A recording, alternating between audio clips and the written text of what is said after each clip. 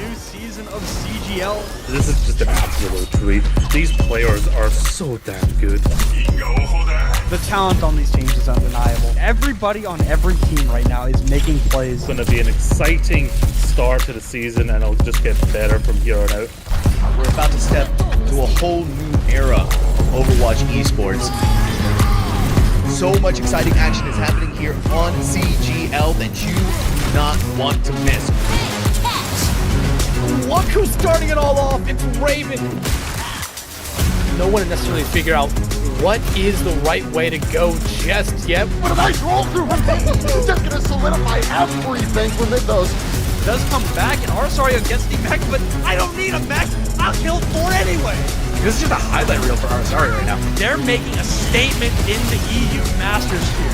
This patch is still incredibly fresh. There's so much to learn, so much to change about the way we play the game. NKC, what the shatter is colossal. Let's get it going. Trades keep coming through. Laura, is he going to be able to find these shots true? Inu on the overclock with 2. Here comes an Annabelle immediately into the back line. Fine skills, slicing and dicing their way through 2-3. So back and forth.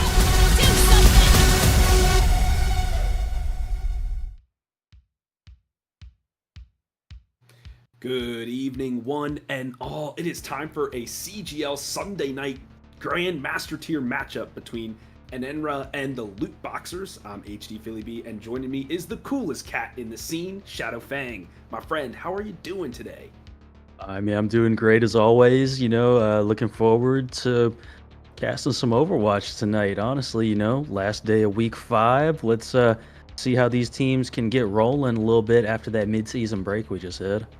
Yeah, absolutely. I mean, currently Enenra sits at 2-2, so they are 5th in the table. The Lootboxers, on the other hand, are in 6th at 1-3. So should the Lootboxers win this week 5 matchup, they'll actually move into that 5th place position. So a lot riding on the match for them. Enenra will need to win to close the distance between themselves and the University of Toronto Academy Blues, who are sitting in 4th. So they definitely need this win as well to kind of claw their way into those top 4 spots, because that is what makes the playoffs at the end. Shadow, you mentioned it. Both these teams essentially had a bye week last week because they were not part of that mid-season tournament. How does that week off affect your mindset moving forward? I mean, honestly, it should just give you some time to recharge, really get a feel for what you think the meta is. And, honestly, if these teams are really smart, they could have watched any one of the other teams in the midseason tournament, because I'm certain we broadcasted a good number of their games. So you're going to be able to just see what they're playing, how they're playing various maps, what's making them tick, essentially, and you can try and incorporate that into your own gameplay.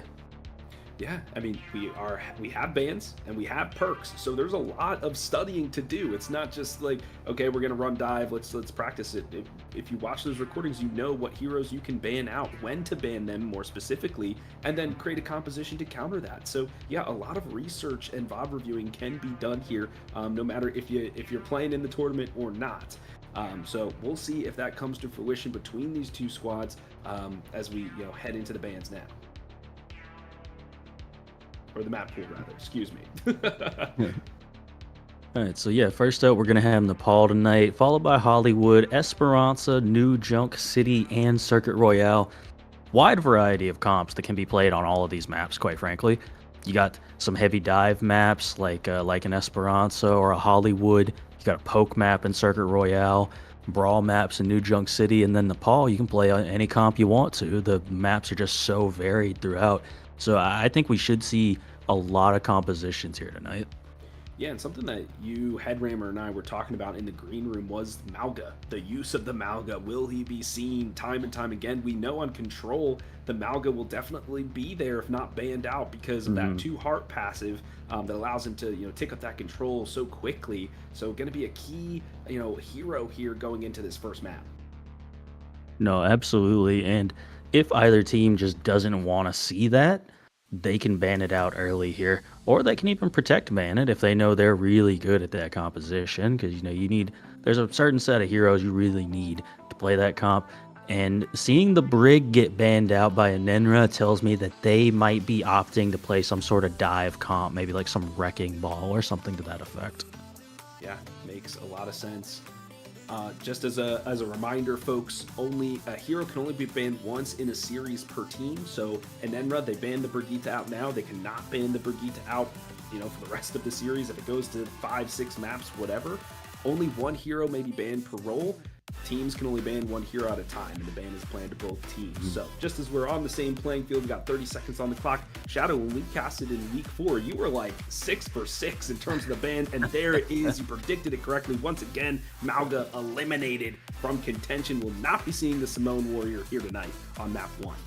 That is interesting to me for sure, but I mean, it does still kind of make sense at the end of the day, because not having the Brig probably leans you more into playing a dive comp to begin with, but especially now with Mauga being out of the question, I think that you could play Winston, you could play some Diva, you could play some Wrecking Ball. There's a lot of options here for these teams now that Mauga's off the table.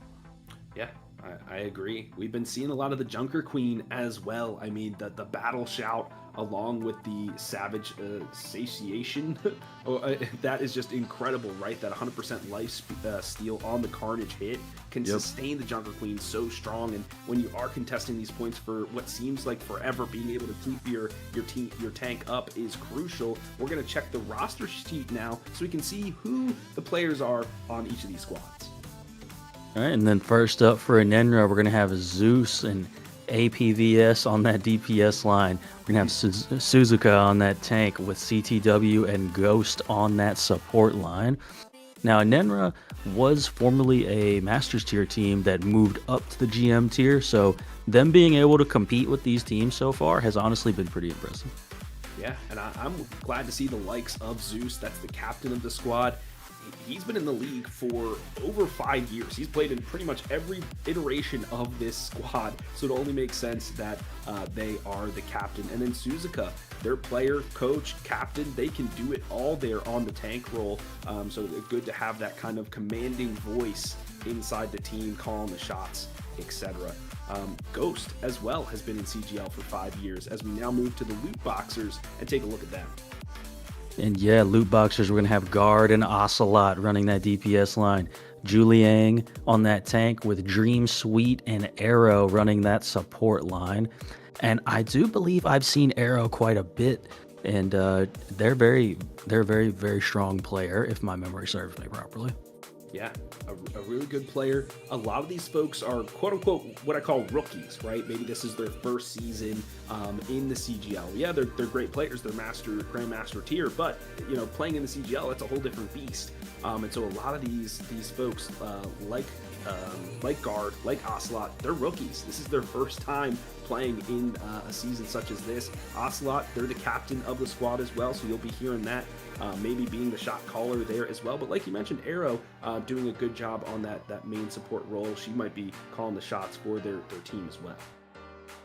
No, having a strong Lucio player is always really key, and that does tend to be the main support as well. You know, just goes hand in hand because they're controlling the tempo that you play at, right? We always joke about Ramatra being tempo tank and all that, but more often than not, Lucios are the people that are running the tempo for their team. Absolutely. I cast for the University of Delaware from time to time. That's where I live. And Hyper is their main support, Lucio, and he's the shot caller, right? You just have a better surveillance of the battlefield. You know when to go, and you're speeding people in and out, etc. Right? So Arrow, a lot maybe resting on her shoulders to help her team navigate some of these points. Folks, we're gonna dive down into Nepal and get this game started. Here we go. Point number 1. We're looking at Sanctum. Looks like Enenra is going to be going for some Doomfist here. And Lootboxers opting for that Wrecking Ball. And I mean, the first thing I'm really noticing here is Lootboxers are going for the Ana Lucio. It's going to be really hard to protect that Ana from all this stuff that's happening. But I mean, I can say the same thing on the Juno here for the side of Enenra. These supports are going to have to be protected because it's going to be a lot of pressure going onto them. Yeah, jumping right into it. The Wrecking Ball speeding out to a start, but it's Suzuka who actually switches to the Roadhog. I actually really like this. The Wrecking Ball's a really big target, so if you can get him hooked up and locked down, and there it is, the initiation from Julie Yang. He takes out the support who was weak to the dive, like you mentioned, my friend, and now the rest of the kill feed is littered in red names as they are just pushing the issue here. No, they're absolutely doing a great job. The pile driver comes in and immediately just gets fired upon. And that's what happens when you don't have Brig available, quite frankly. Like, I think Enenra is going to have a really difficult time if they're not equally taking out the support for the side of Lootboxers, because someone's going to get picked off every fight.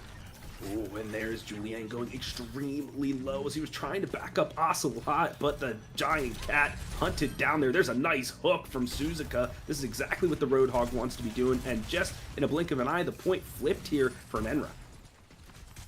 Great job there by Enenra of just recontesting in that fight. Guard is going to swap over to that Sojourn. They're going to be able to charge those rails very quickly off Suzuka on that Roadhog, but they do just have to be careful of that hook.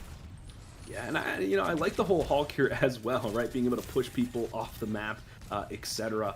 We should be getting up to that level 2 perk mark, those minor perks, very shortly here. But there's Arrow, right? The spotlight person we were talking about, and painted in purple is Suzuka. The take a breather does nothing for them. They just inhaled absolutely nothing, and they get eliminated there. Zeus doing their dangest to keep the point in their favor. A desperate pulse bomb just laid out and laid down on the ground, just misses everybody. Finally, Zeus is sent back to the heavens, and the point is flipped here for the Lootboxers, but they go a little bit too deep there, and then Julie Hang gets hooked and deleted. An Arrow coming up clutch once again. Arrow just continuously getting these kills on this Lucio. I mean, just over and over again there's another one for Arrow. That's what, 3 in this fight? I mean, just crazy plays from the Lucio right now.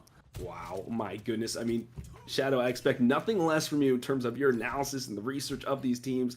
Arrow want to spotlight for sure, doing a deadlift here on this Lucio, keeping their team in it, keeping the point in their favor for the Lootboxers.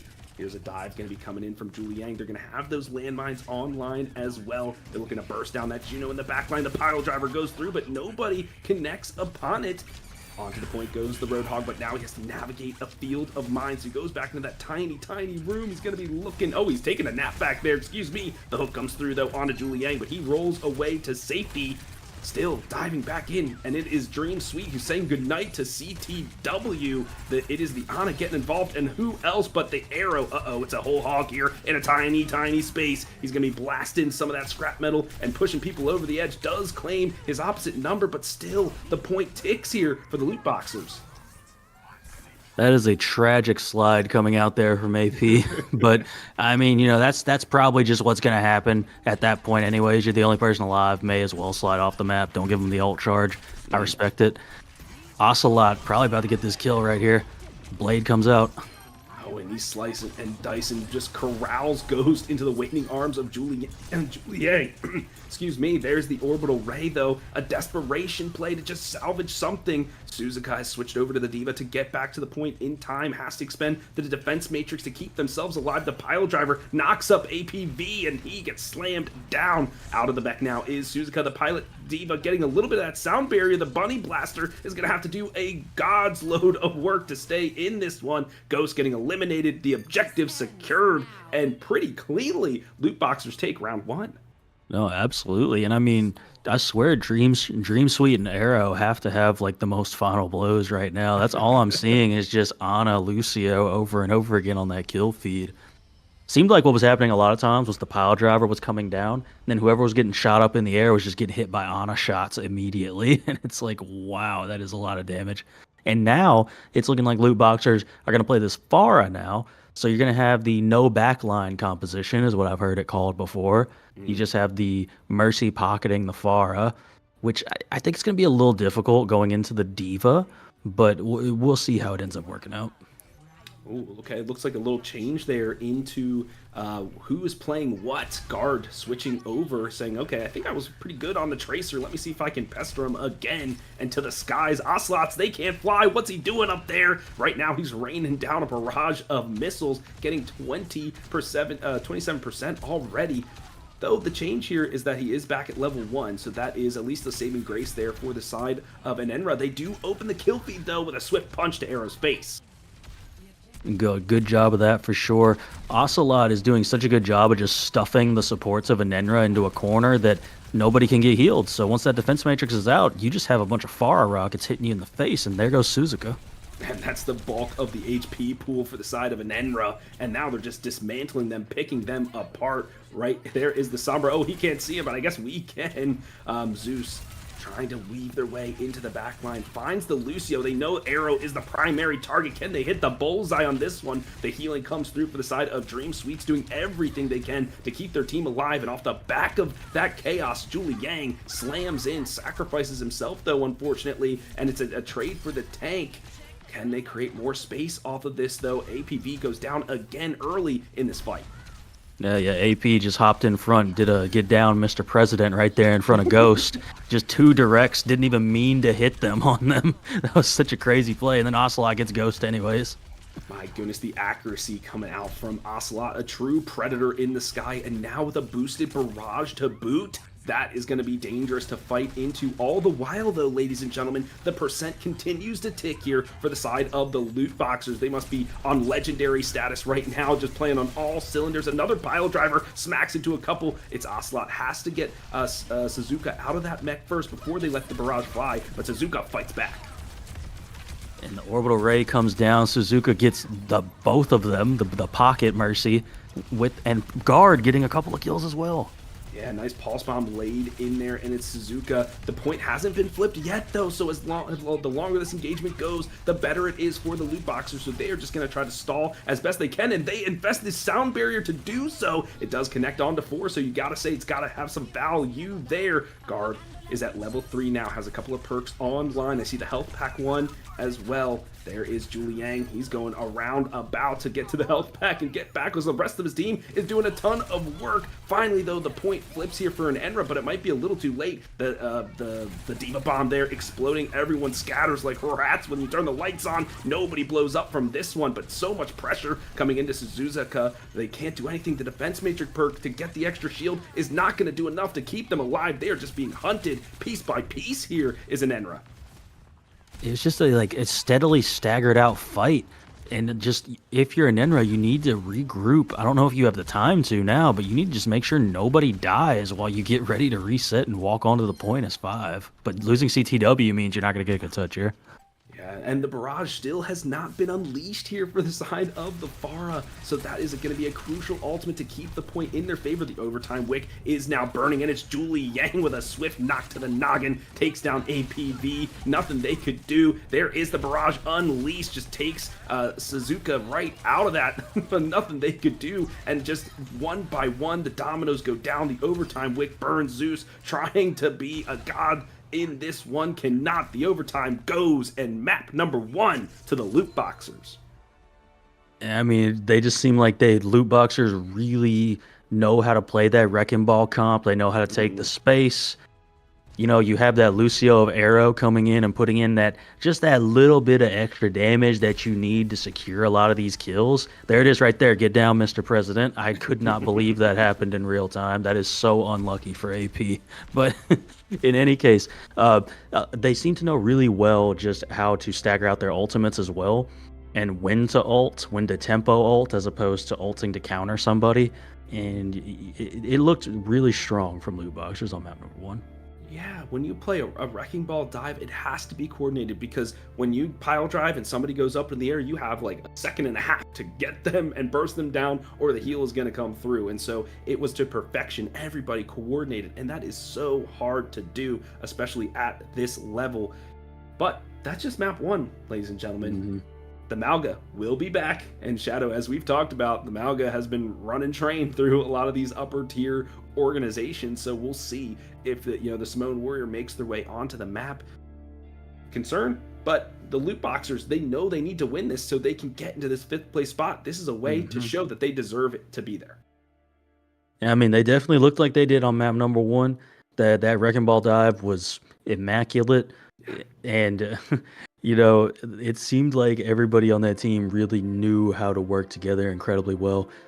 And going into the next ban phase, Enenra's going to have the first ban, and I have a hard time believing they don't just go for the Wrecking Ball just immediately, Yeah, and I wonder if they shot themselves in the foot a little bit by banning out the Brigitte first. Maybe they didn't do their homework over the break to see that Juliang was going to do this Wrecking Ball composition, right? Go for that dive. We are going to Hollywood, though, Shadow. I know your predictions are usually on point.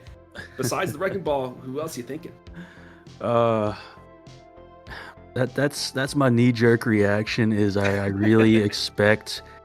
Because that's the only thing I do when I'm thinking about these bans, is I'm like, how would I react in this exact moment?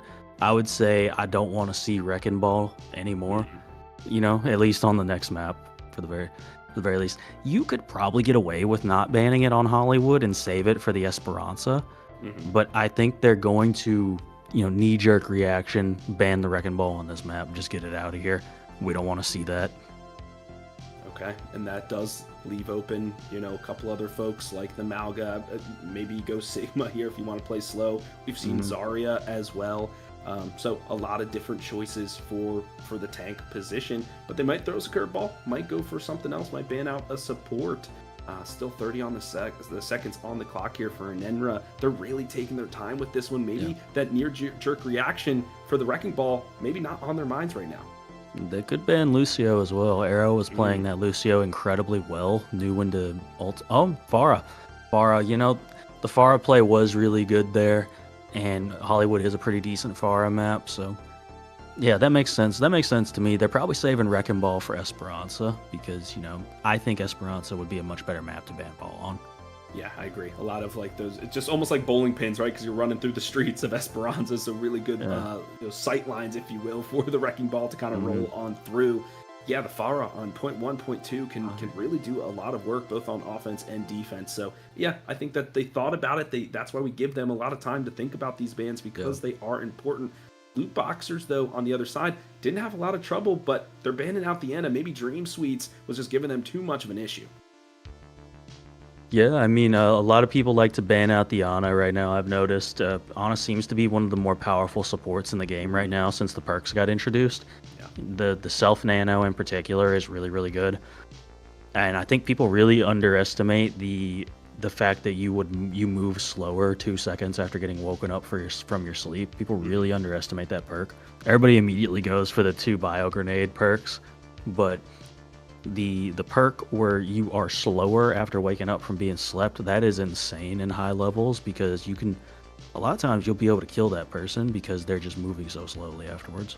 Yeah, it's a coordinated effort for the squad. So when you're slowed by 2 seconds, maybe some of your movement abilities they're hampered there, and then you can just get caught out. We do have a substitute coming in here as we take a look at the rosters once again, and it is Hokey Pizza Man who will be the substitute for the Lootboxers taking on that tank role. And I mean, I'm thinking this could be like a main tank situation, like maybe they want to play a Winston dive. You know, Hollywood is one of those maps. You know what? That's probably another reason Ana got banned. It's probably to deter from a Winston dive. Because Winston is, you can still play Winston with a Kiri Lucio, but playing Winston with an Ana Brig is like crazy because that nano boost just does so much for a Winston. Yeah, and you know, when you kind of work for the primal and then he gets his minor perk that helps the primal, you know, we can move around a little bit better. Could be useful. I mean, Hotkey Pizza Man has the Reinhardt as their profile picture, so maybe they go for the Reinhardt here. I know in the last set we casted, there was a lot of well, not the last set. I casted another Overwatch for University this past Thursday. But there was a lot of Reinhardt in that one, and that's a top tier play. So a lot of folks are going back to the German Knight. Reinhardt can definitely work. You have to be your entire team has to be committed to it working. Otherwise, it's not going to. It's kind of like the London Spitfire we're doing in Overwatch League. It works, but everyone has to be committed to it. And you all have to decide that your Reinhardt is going to carry you. If you all don't decide that, it's probably not going to work. Yeah, it's like just going full spear, right? And the spear can crack in the back if you're not everybody's not holding it as you're running forward, right? Yeah. So I don't think we'll see the Reinhardt. I mean, especially on phase 2, there's so much high ground and alleyways and things like that. It's really tough for him to navigate. Point 1 maybe, but point 2 probably not. Either way, it's gonna be pretty wild. We do have a DC from one of the squads. I mean, as we get the substitutes situated, just like in NEC and any other esport, you know, you get your person back at the station, you gotta log them in, get them in the server, things like that. But yeah, I mean, I'm very curious for this matchup, just because of the tanks. I think support's got a lot of big buffs, but the tankman I feel like has just shifted so much. There's not just like one tank that you can play. We did talk about the Malga, but I mean, you really can mix and match. No, you absolutely can. I think Malga just gets played a lot because it's the easiest thing to do. Yeah. Like, and that's more often than not, that's what meta just evolved down into. What's the easiest thing you can do that's the most consistent? And that's Malga. I mean, getting that 100 extra overhealth when you cardiac overdrive, that's crazy because you already get the damage reduction, you already get the self heal, and now you're telling me you get to also do that. That's insane. The 2 hearts is a funny perk, but I actually like the overrun catching people on fire more. I like that one more than the two. The two arts is a funny, but the catching people on fire just by running in their vicinity is crazy. Yeah. I really, Oh, yeah, that's what I was about to say. oh, The okay. heart is a minor, and the overrun igniting enemies firewalker is a major perk. So you can run both and make it work. But that's I really I'm glad you brought that up because I really like the introduction of more like status effects, if you will, Yeah. based on the perks. So I think that that's something that they can utilize more, and maybe we'll have more people with cleanses and perks with cleanses or things like that. So definitely something to be spot out here. APV trying to go for an early disruption shot, trying to get a little extra charge, but immediately back into the high ground. A diva for defense here for the side of an Enra. Yeah, they're gonna have to find a target, but like, look at how quickly the side of Lootboxers is moving on this Malga comp right now. They've already completely taken this building. Yeah, the high ground. They didn't even stand a chance. They could not go toe to toe with Hotkey Pizza Man on here. Now he's charging right through, going into the other side of the building, and it's Ocelot with a nice deflect here to take out APV. He's the first to go down again. Is Hoki is under duress here, but we do have a pause. It was APV who had the disconnect to start. Looks like they have the disconnect again. Well, I mean, that certainly explains how they went down there. It seemed kind of random that they just up and died like that. So, fair enough. DCs, they tend to happen. Suzuka does immediately get knocked out of mech there, so it's still kind of an even fight. You gotta take down the baby diva still, but as long as diva's not in mech, you're not able to deny those guns that are just firing off from the Malga and just the absolutely absurd amount of damage that character does. They were playing that like dive, my friend. They picked the target. They just were like, we're taking this high ground. Okay, Yes. now we're shifting. We're going to this high ground, and they're just eliminating players on the way. I think even if Hoki goes down, it doesn't even matter because you already took 3 with them. I feel like you have trust in the rest of your team to clean everybody else up and cap that point pretty easy. So a good, ferocious start here from the side of the Lootboxers. They want to crack this open and get some prizes. No, absolutely. And I mean that's what makes the Malga comp so good is it's more the charge than anything else. Everybody uses the charge similarly to how you use a Winston jump. You just kind of go in, land on a target, and everybody kills that target. It's like it's a silly combination of like a Rhine death ball where you're all running at somebody, but it's also dive at the same time. It's a really it's an interesting play style and hero overall. I think it's just the fact that you get the most value on Malga from like shooting tanks and healing yourself. That was what made it kind of boring. But they've adjusted that a good little bit with the way the perks and all that have changed the way you play him now. Yeah, I mean, he kind of does it all, right? He could dive, he could brawl, he could sustain. That's the whole package, and I think, and it's easy to do, right? You pop 2 buttons. You don't have to think about how you're cycling and things like that with some of the other heroes. So just makes it easier, right? There was a time where Orisa was played so much just because they were the easiest ones to do. Like if I can play Orisa pretty effectively, it's pretty easy because it's just like, okay, I'm doing this, wait 5 seconds, do this, etc. But I want to talk about some of the perks here. I forget. We did see the Juno. We saw Kiri Lucio, like you actually predicted for the backline for the Lootboxers here. I feel like the perks for those 2 guys are pretty standard in terms of what you select. I mean, people always get the double teleport with Kiriko because that's a really nice one. You can TP in, hit somebody with a cleanse, and then TP back out to the other support. It's a really, really nice play. Yeah, absolutely. Well, as Shadow and I talk a little bit more about perks, we will be doing that from the green room. We're going to head to a short break as we get this disconnect sorted out.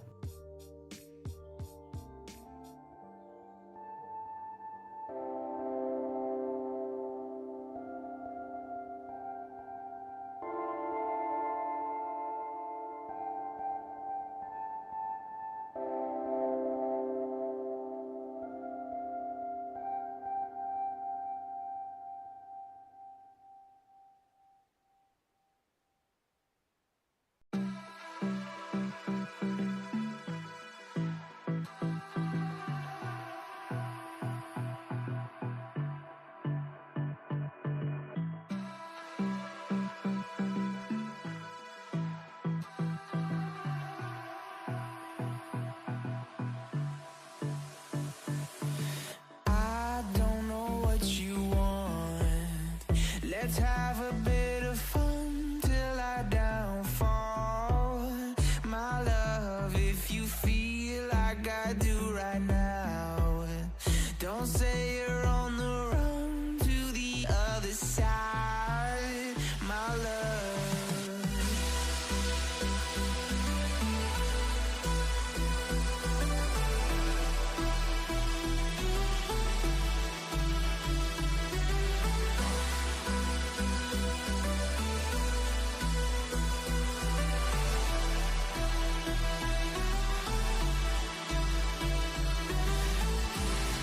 You say you wanna try, but you never do.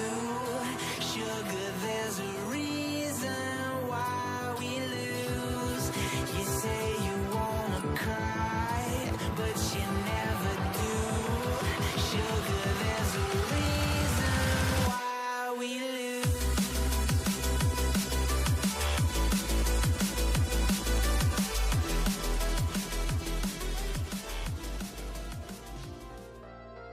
Hey, welcome back, everyone. That was a quick DC reconnect that we had for you. Headraimer, he's our producer, also observing for us tonight. So big shout out to you, helping corral me and Shadow to the break and make sure we don't just ramble on about perks and everything under the sun. It looks like we are able to get back into it now. The pause has been unleashed, and still it is Hockey Pizza Man. Oh, that's going to be so hard for me to say. He's firmly on the point now, and he is capping it up. No, absolutely. Just getting, like we were talking about, getting Suzuka out of mech, that pretty much stops any sort of attack or any sort of defense, I should say, that Enenra wants to do, along with AP needing to get back with their team. Suzuka does get back into the mech here, though. Yeah, but Hoki, he is locked and loaded. He is just laying in those Gatling guns to the Diva. You can't matrix all of those bullets. Now he's going up the elevator to the high ground. He doesn't even care. He's stomping people into the dirt. The Birgitta extremely low, but where's the follow-up? The team didn't go up with him, but he could just sustain for so very, very long. There it is. APV finally getting the first blood in these engagements. I guess that reconnect helped him out. No, it most definitely did here. You're going to see a little bit more cart push come through from the Lootboxers, but they might demech Suzuka here, and that's pretty good value to just be on the retreat and get that Diva out of mech. You're really not too mad at that if you're Lootboxers. Just want to get your reset here. You have a Kitsune Rush. That's about it. You're getting close on a Blade Cage. But for Enenra, they have the Orbital Ray and the Rally available to them here. I imagine they're going to probably engage early with this Orbital. They also have the high ground, so it's going to be up to the Lootboxers to siege the gates. The Orbital Ray, though, just to create a little bit of defense. They bounce off of that high ground. An arrow, she takes one through the heart and goes down first. Guard, though, with a little bit of a puddle. That is support for support. Malga still standing tall. Now it's a Blade. I'm hearing in my headset. It's time for Ocelot to slice. He only gets one as Zeus, with a heroic play, takes him out of that one. And it's Suzuka who's here to clean up the mess. That push thwarted a nice defense from Enenra. Great response there from Enenra. I thought they were going to lose the fight once they didn't securely win it off of the double support ultimates that they used. But then the Blade coming out means you're not going to have much follow-up for this Cage now, because usually that's a combo. You know, you throw down Cage and then you Blade. You do have Cage, Overclock, and Sound Barrier, though, and you're probably going to need that Sound Barrier to deal with this Overclock that's about to come out from APV or the Bob from Zeus. Yeah, it could be, you get Cage the Diva, though, maybe the bomb comes through, you blow both selves up, right? It's tank for tank, and you'll see, but once again, they assault the high ground. The Bob goes charging through, smacks right into the Malga, forces out the Sound Barrier, and they can't get access to this high ground again. And with this Ashe online, she is going to be sniping heads just like that. It is Hoki Pizza Man who goes back to the spawn room doors. It looks like the Lootboxers will have to retreat once again. And this is where really the weakness of the Malga comp is coming into play right now. It's just you don't have the mobility to clear these high grounds consistently just over and over again. It's a lot to ask of this Malga for them to get up there very quickly. You just have to wait on this one elevator to go up over and over again. Yeah, it's really tough to force the point. Just to keep the cart moving, because they're just raining bullets down upon you. They're trying this for a third time. Maybe it will be the charm. The overclock on top, the overrun smacking into two, and it's Ocelot with a double kill.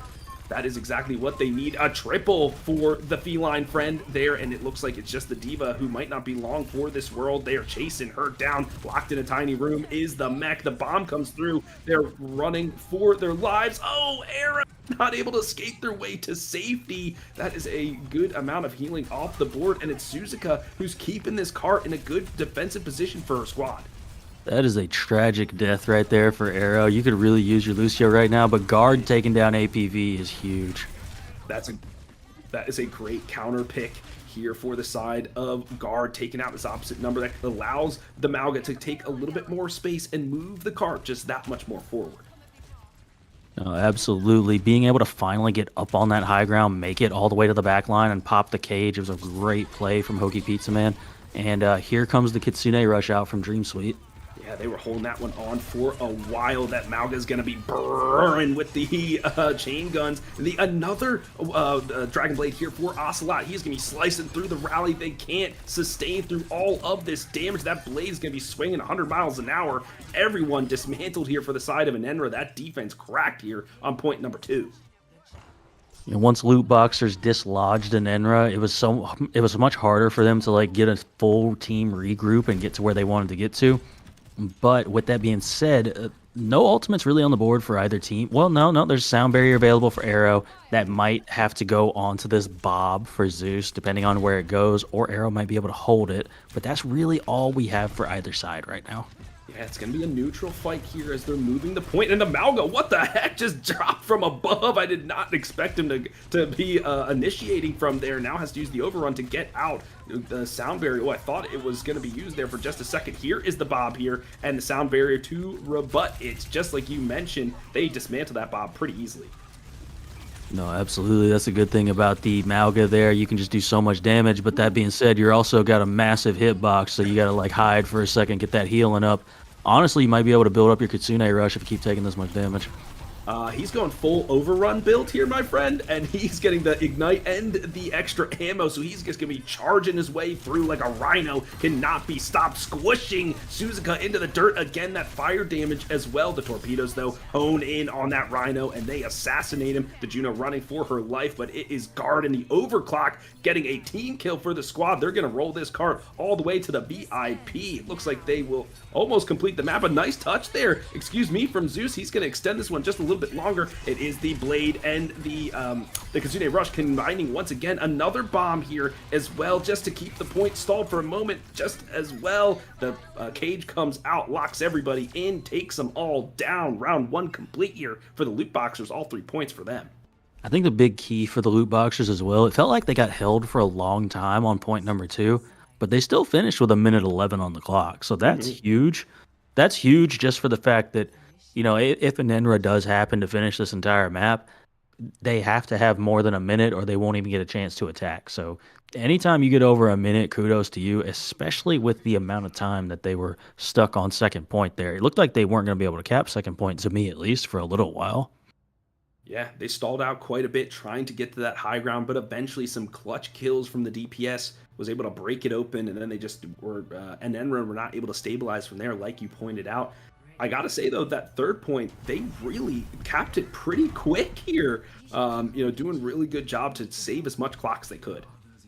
No, they absolutely did. It was just like they just kept full sending it, as I like to say, over and over and over again. It's like, what are you gonna do? You got this 725 health Mauga just charging at you over and over again.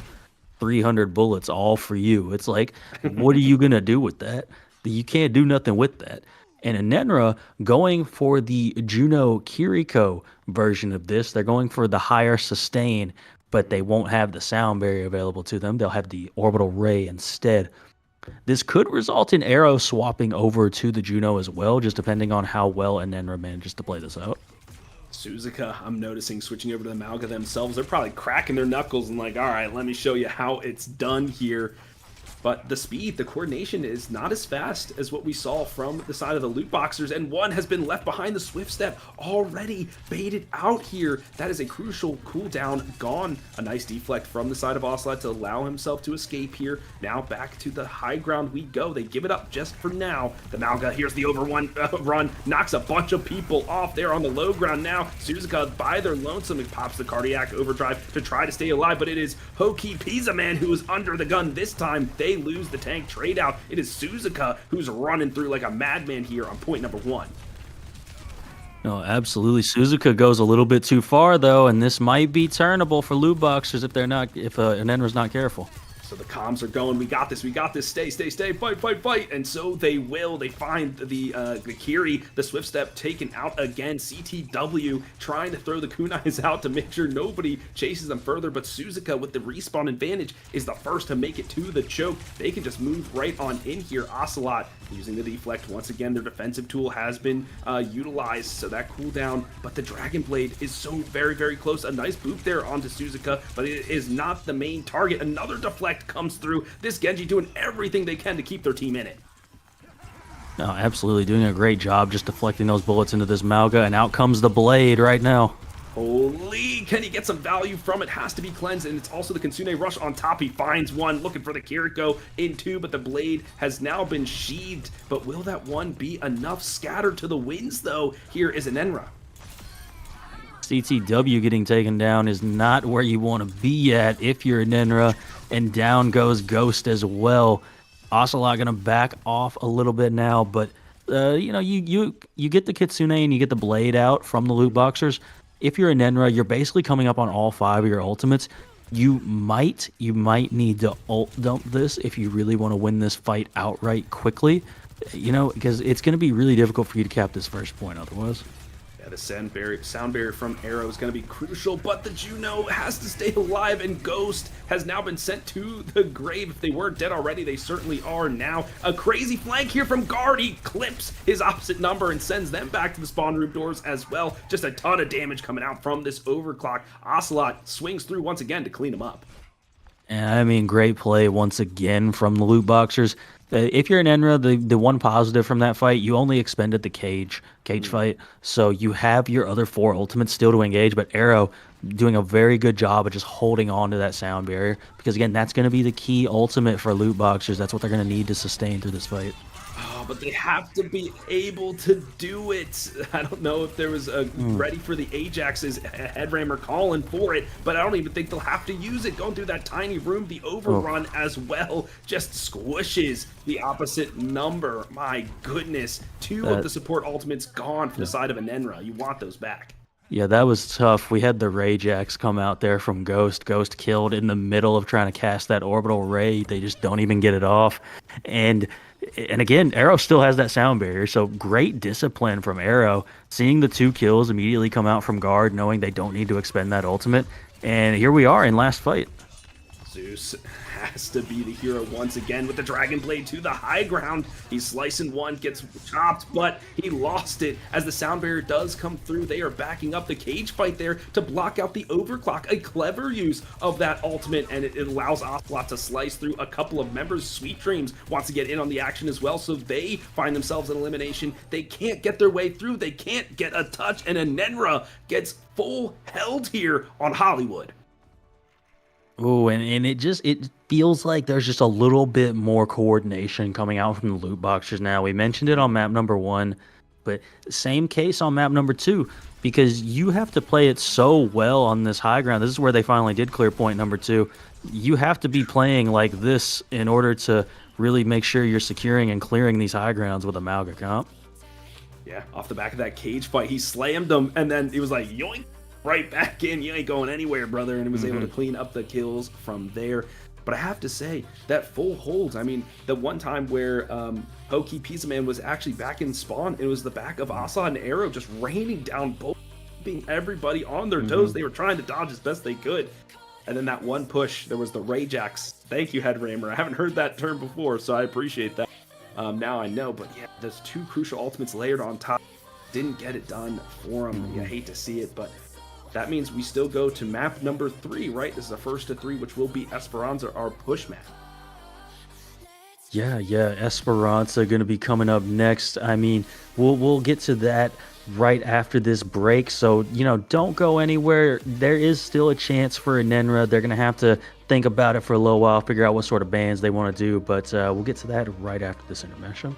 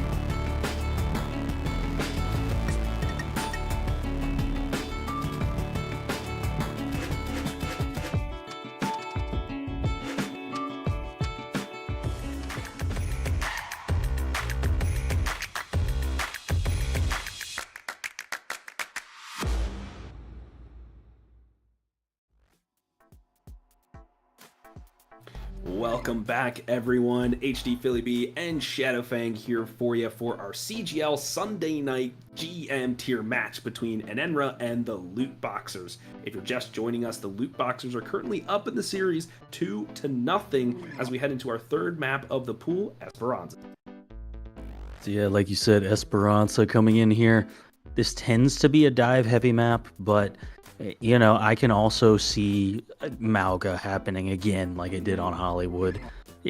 Maybe it doesn't. Maybe we do get to see some dive come out once more, but I think the bans are going to determine a lot of what we're really going to end up seeing on this map. Yeah.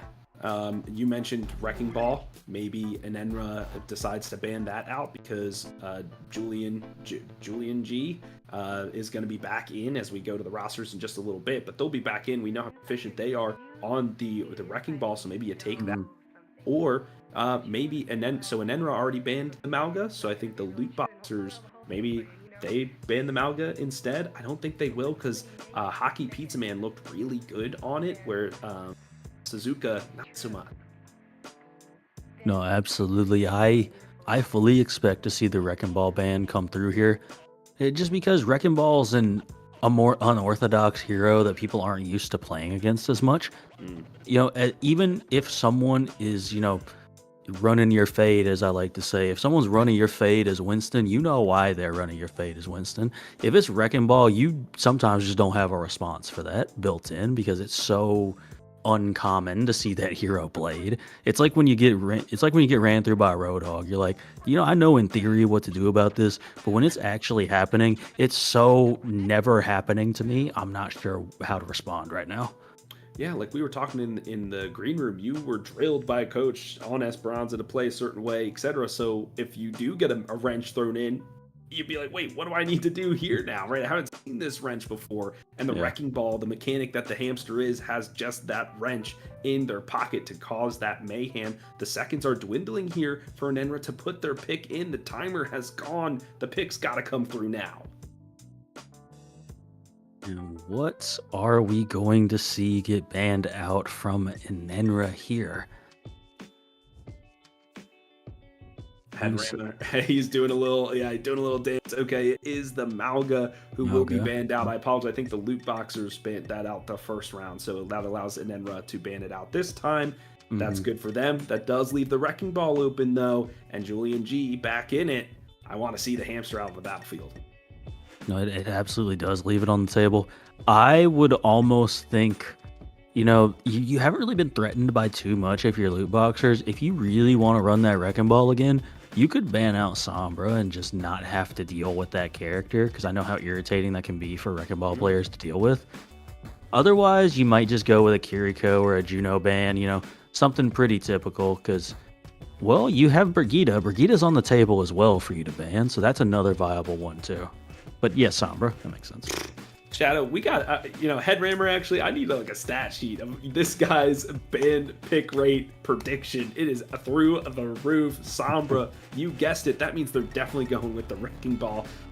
That is a really good call out there. A wise, it's like you're in the comms, you're in their voice channel, just with them, helping them out there. But yeah, I'm excited to see the Wrecking Ball back on. I want to talk about his perks here, though. His minor perk is the Pack Rat, which gives him extra health on health packs, or the Steamroller gives him extra damage when he rolls through tanks. So the minor perk could be interesting, but I feel like a lot of people do the Hang Time, which allows that mobility with the Pile Driver for that major perk. It's crazy too, because it'll do more damage when you land closer to somebody. So that is insane to be able to do more damage on that Pile Driver. So imagine you pick the roll through and the Pile Driver and you just smack a tank for more damage and then land on that same character for more damage. It's crazy just the pure damage numbers this Wrecking Ball can do, especially if you combo it with like an Echo and a Tracer or, you know, something to that effect. That could be absolute insane amounts of damage.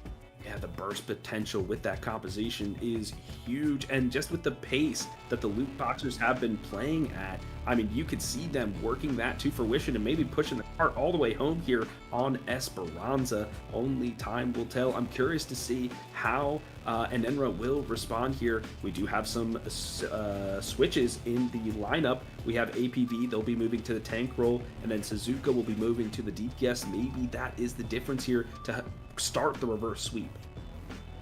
It certainly could be. It's always good to switch up, it up a little bit, and then obviously Julian G coming in on that tank as well. We saw them dominate on Wrecking Ball on map number 1, and with Lootboxers taking that Sombra ban immediately, there's no way they're not trying to play that Wrecking Ball again. That's like the only hero in the game that can deter Wrecking Ball even a little bit. Brigitte can help your team sustain through a Wrecking Ball, but Sombra can really like stop a Wrecking Ball in its tracks.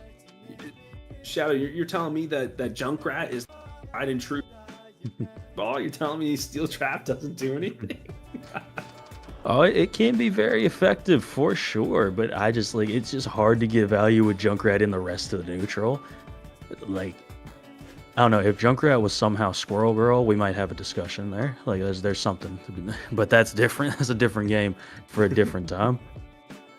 Yeah, absolutely. I'm just yeah, giving you a hard time for sure. But we are now hopping into it. Could this be the final map of the night and victory goes the way of the Lootboxers, or will Enenra pull it back, start the reverse sweep, maybe get at least a couple maps for their record? Because the tiebreakers, especially with how many teams we have, are extremely critical. So you don't want to drop any maps if you can help it. Every single one helps.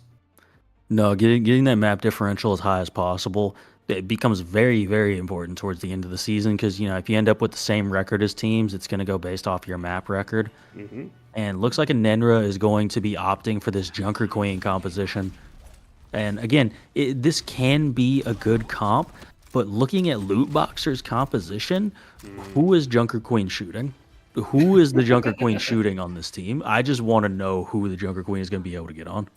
Yeah, or even the Jagged Blade. Like, who are you gonna pull? I mean, I guess you could get it if the pile driver comes through, then maybe you can lock down the Wrecking Ball a little bit. Headrammer's saying that you got to look to the sky and maybe go for the Pharaoh with the Jagged Blade and try to yoink her. I don't know. That's going to be a difficult snipe to do. Even the Green Berets might not be able to pull one off right now. APV, though, gets his sights on the Wrecking Ball, who takes a lot of damage. That batter gun doing a brunt of the work. Oh, there it is. To go back to some of the architecture to receive some healing. Right now, the Junker Queen seems to be working. And yes, Suzuka doing a great job getting those 2 rail shots off. And that's kind of what you have to do if you're going to be able to take down this Pharah. And now Guard going low here as well, but still no bot progress really either way. Oh, and APV, he knows where the call was about to pop up, and a nice flick Jagged Blade sends Guard back to the spawn room doors. Yeah, it looks like the bot is pushing a little bit here now. A nice emote there just to spend some time. Do you think they should stick on this Pharah composition? Do you think it'll work later into the map? I think if you're able to just deal with Suzuka, there's nothing to contest this Pharah anymore. Nice shot coming out from Ocelot, though. Wow, nothing the Tracer could do, especially with the recall online. That Juno with the health as well. Who else? Finds the with a nice headshot, but Guard goes down again. Ocelot just raining hell from above with these missiles. The bot kind of stuck under this bridge, and another direct shot. This Pharah Mercy combination doing the work. No, they absolutely are. And I mean, I said it a little bit earlier, but if Suzuka is not able to solo deal with both of these characters, like you have nobody that can deal with Ocelot effectively. Ocelot may go down to some stray bullets here or there, but on a consistent basis, it pretty much has to be Suzuka. Like, nobody else can really do enough damage to this Pharah to get them out of the air with the Mercy Pocket.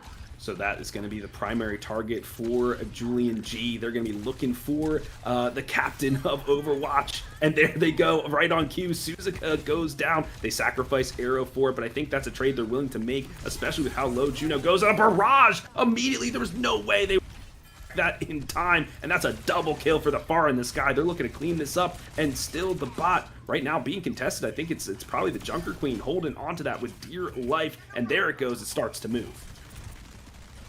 And yeah, you see Ghost gonna get away here just barely. We're gonna see this bot start to move in the way of the loot boxers, getting some good forward progress here. Arrow is not up to their sound barrier yet, and you would really like for them to have that just to deal with this rampage. But still, again, you're gonna have to find some people grouped up for this rampage to actually hit. Oh, that was picture perfect. How do they navigate with the speed? There's a commanding shout there. The minefield, though, it's going to be tough for them to navigate, and backpedaling into Oblivion is APV. That minefield perfect to lock that tank in, and the bot gets to the checkpoint. And there you go. I mean, just again, like I was saying, like you don't really have a solid target to run on. And the Junker Queen comp is just kind of just this big death ball that runs at somebody, and you don't really have that target. But with Julian G going down, this gives you a little bit of an opening to have more space to work with. He's definitely saying space created, but that space now gone in an instant as Suzuka and gang, they reclaimed the robot, but they do have a little bit of ways to go. The respawns are in the favor of the loot boxers, so they'll be able to regroup on this quickly. Suzuka with the overclock could be the saving grace. It definitely could be, but Arrow also has this sound barrier available to them, and they haven't popped it yet. Yeah, that overclock now being popped here from Suzuka. They're trying to find Arrow, but she is very sneaky on that Lucio. Again, Julian G, though, does go down. The Jagged Blade this time is the one that claims their life, but Dream Sweets is able to wake him from his slumber, get him back in the fight. We need you, buddy. And there it is, on to Suzuka again. The Suzuka cannot get any respite on this character as they are the linchpin of the composition. The sound barrier now expended from Ghost laying down the beat. In turn, though, Arrow rebuttaling, but you know, the one who beats last is the one who survives, and they have to find some eliminations off of this. A few folks in their sights. Another barrage could be up in just a moment. Will they decide to let it fly? Yes, they do. The drift thrusters coming in clutch here for Ocelot, but not able to stave off any of the damage coming through here as Suzuka's changed over to the Soldier. I actually like this swap. It's going to be more consistent damage you can lay down onto this Pharah, and you got a good bit of mobility with the Soldier. You're going to need to regroup still, but I think this is going to, in the long run, be a good swap for Enenra, just to get that extra pressure constantly down on the Pharah. Yeah, that pressure and still a little bit of that burst potential. You know, you do a couple taps of the pulse rifle and then let the Helix fly, and you can get somebody down if they're not careful. But the bot is still pushing here. We're almost going to get to 100 meters before they recontest again. Guard doing their namesake and protecting the robot is able to take them down as well. Another set of landmines scattered across the battlefield claims Ghost, and the members of Enenra, they are just falling like dominoes one by one. Yeah, one by one there, and just not really having any sort of chance to pop their ultimate. I mean, APV getting to another rampage here, but I honestly am not recalling what their first rampage really hit, because, you know, again, I keep saying it, there's not an easy target for you to kill here. Zeus getting that pulse bomb onto Ocelot is kind of crazy, I'm not going to lie to you. I'm surprised I didn't hear anything from Headrammer off of that one. He did say trust, but immediately revived Ocelot there by their partner in crime in the sky. The Steamroller perk picked up here, and the Pile Driver perk, well, just as predicted. The Battle Shout perk here for the side of APV could get them back into it. We know how strong that one is, and finally, Enenra, they're able to stabilize. And I mean, that was a great rampage from APV. That I was just about to say that they hit the Pharah with the rampage, and then there you go. Now we can take the Pharah out of the air with this Junker Queen shotgun. You're steadily ticking down health. All right, now I can hit you with this shotgun. You will eventually die. But that being said, Enenra's got the orbital ray and visor available to them, and that visor could be huge for taking down Ocelot early. They just have to stay alive long enough to be able to use it, but their eyes are set on Ghost because they had the sound barrier. Here is the tactical visor from the side of Suzuka, taking a nice angle around the back of the bot, claims both of the backline, cleans them up, and sends them down. A consecutive fight win here for Enenra. The bot keeps moving. That should get Enenra to the checkpoint. I have to imagine here maybe there'll be a recontest from Julian G with them being on that wrecking ball. But I suppose we'll have to see. Got to keep an eye out for Ocelot with this barrage once again because they have been so good so far. Oh no, they go for the heroic play. Oh, and they get sniped right out of the sky. Suzuka making the soldier work in droves here, getting to level 3 already. The orbital ray, though, expended. You would like to have that one back, but maybe the CTW is saying, well, I had to do it because of the barrage, so don't flame me in chat just yet. Julian G, he's doing a desperation play to keep the bot from moving any further, but they get taken down in an instant. Oh, and I mean, that's huge. That's the only ult that you have online right now as the Lootboxers, so getting that out of the way is great. You're looking at we have mirroring sound barriers available right now. Zeus looking at this pulse bomb as well. CCW taking down Arrow is massive, though. Yeah, that is, you know, we know how effective she can be on that character. Guard has to do something here. They're definitely playing the angle right, trying to keep Zeus at bay, really playing, you know, guard dog kind of duty, really checking those off angles, not trying to go for anything too heroic. There's the dive coming through, another set of minefields laid upon the battlefield. The sound barrier immediately into response, does not connect onto Zeus though, so they're still a little bit squishy out here. The sound barrier now for Arrow, and like they said, those who beat last will be coming up clutch, and there they go. Down goes the tank for the side of Enenra, as well as 2 other members. It is just the Juno trying to battle it out in this tiny room. A desperation pulse bomb, though, connects on a dream sweep as they were going for the res. They do get it off. The bot, though, turns in the favor of loot boxes with 1 minute on the clock. I mean, you might want that pulse bomb back if you're Zeus. Suzuka taking down Julian G. Wait a minute, we might have something here. Might have something here for Suzuka. They're getting close on this tactical visor. No, that's tough. Holy, that was 4 Cheerios to the face of Suzuka. They did not stand tall against that at all. The bot, though, does turn. Now he's going to be wandering. He's going to say, pick a direction, please, as he doesn't know which way to go. The tac visor and the rampage, they're going to be online. And we're probably going to see that rampage go on to Ocelot again. That's actually a crazy play to make with that rampage. I like that idea. We'll see. Suzuka not staying alive long enough to get that tact visor to have any effect. Now their sights are set on the Juno, and it is Guard going on the offensive this time. Finds himself a double. Can they get a triple? Yes, can. Only 2 members remaining here with 10 seconds on the clock.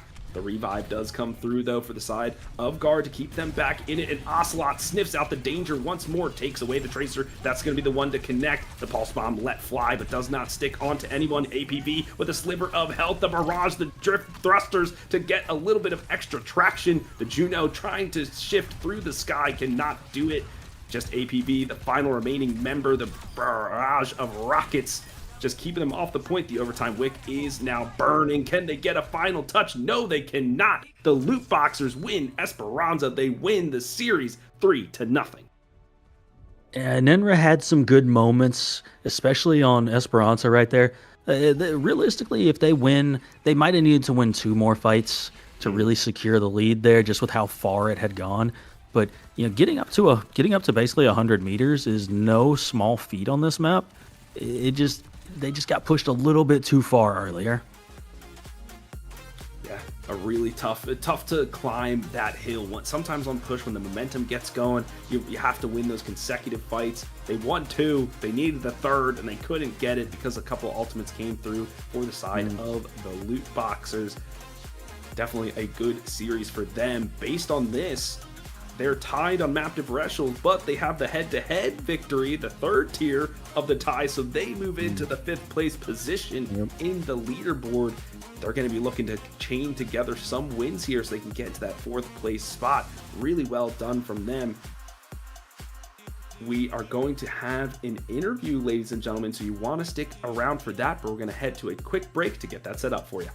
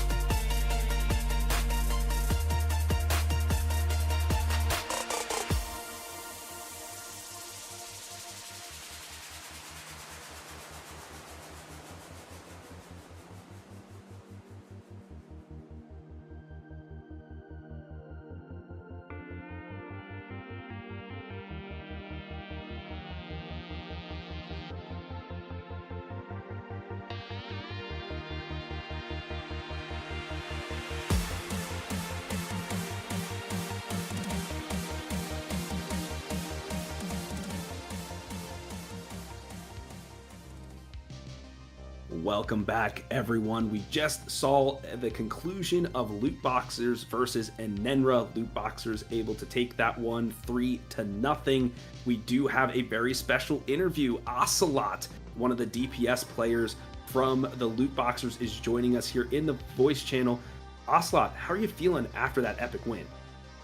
I'm feeling pretty good. We've been able to get a lot more scrims in these coming weeks to be able to prepare for this, especially with the bye week or whatever it was that we had with the playoffs, I think.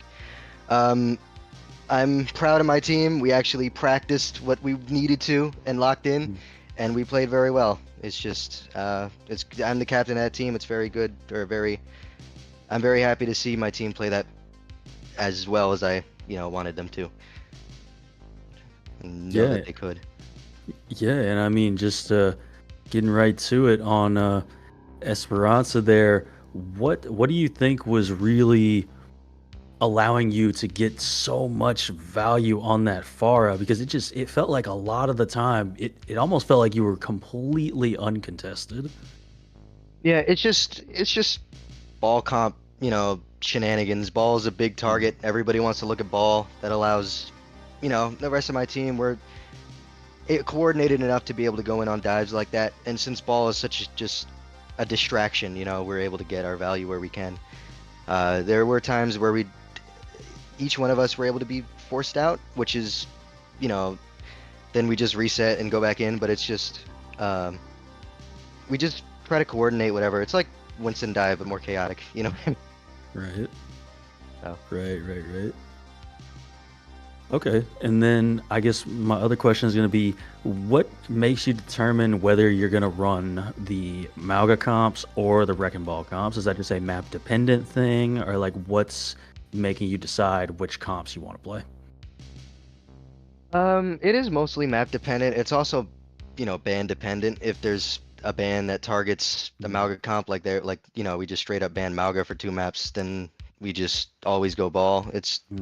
We have a ball player just straight up, and then my other tank, Hockey, he's good at most of the tanks in the pool, so we're pretty versatile with him in there. But Mauga's just Mauga, you know what I mean? So yeah, absolutely. And talking about hero pool, I want to talk about yourself. You played the Genji and the Pharah during that series. Which one of those characters do you like best, and why? Personally, I prefer Genji. I've dumped.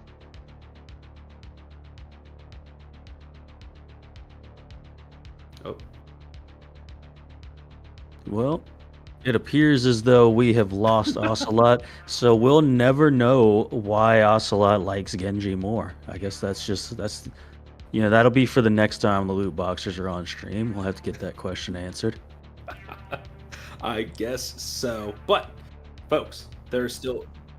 Oh, I think we are going to have a bet. Ocelots, they are shy creatures, as they're making their way through the jungle. Ocelot, do we have you back here in the voice channel? Okay, there we go. My bad.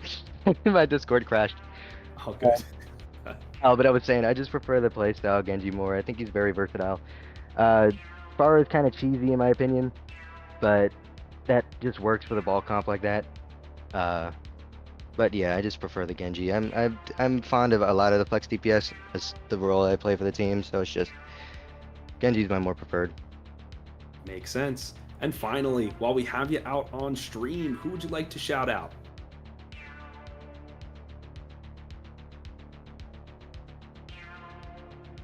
Sorry. Shout out Tori from my Discord server. She's not registered to play. All right, just adding a little bit of a jealousy over there, just throwing some things their way. Well, Ocelot, congratulations once again on the win. Have a great rest of your night, and I'm sure we'll see you back here in the booth at some point in the future. For all of our viewers at home, thank you for tuning in to our Sunday night matchup here at the CGL. The Lootboxers take this one 3-0 and move themselves up a position on the table. I'm HD Philly B, Shadow Fang, and Headrammer in the background clicking the 1s and 2s. We thank you so much for tuning in. Have a great night.